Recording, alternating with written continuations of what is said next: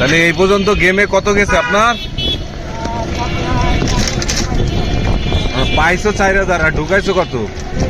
23,000। তা তুমি এই যে মানে বেশি এই যে 20 টাকা ভাড়া মারে 100 টাকা 200 টাকা হয়তো ওই জায়গায় গেমে বসতে, তাহলে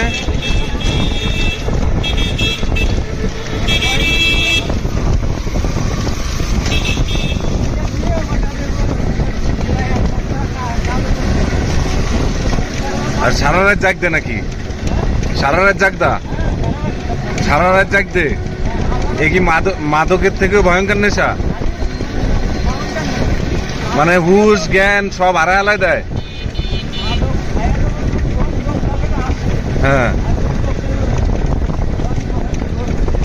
আরে সারাদিন মাথার ভিতরে ঘুরে কখন খেলবো কখন খেলবো। হ্যাঁ, দিন শেষে তো এই আসলে এই যে ক্যাসিনো, অনলাইন ক্যাসিনো দিন শেষে তো মানুষের জন্য ক্ষতিকর। আপনার ব্রেন রে ক্র্যাক করে দেয়।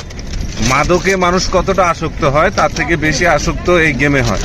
তা এইটা তো মোটেও উচিত না। কিন্তু এই দেখেন এই গেমটা পুরা মনে করেন সব জায়গা ছাড়াই গেছে, সবাই খেলে। যার মোটামুটি একটা স্মার্টফোন আছে এই গেমটা সবাই খেলে। কিন্তু এই গেমটা তো আসলে বন্ধ করা উচিত।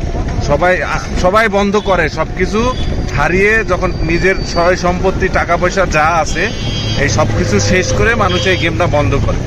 তা আপনি তো পুরোপুরি বাদ দিয়ে দিচ্ছেন না? যাই হোক, নিজের ভুল তো আলটিমেটলি বুঝতে পারছেন। তাহলে মোটেও এই যে যারা অনলাইন ক্যাসিনো গেমে যারা খুব ভালোভাবে আসক্ত হয়েছেন, তো তাদের কাছে অনুরোধ, এটা দিন শেষে আপনাকে দিবে না, আপনার সব কিছুই নিয়ে নিবে। তা আমরা এই গেমটা না খেলাই উচিত। আপনারা দেখেন এক শ্রেণীর লোক এইভাবে কোটি কোটি টাকা প্রতিদিন বাংলাদেশের বুক থেকে হাতিয়ে নিয়ে যাচ্ছে। এটা দেখার কেউ নাই, এই বিষয়ে কথা বলার কেউ নাই। এই দেশের আইন প্রশাসন এইটার বিষয়ে কোনো কথাও বলে না।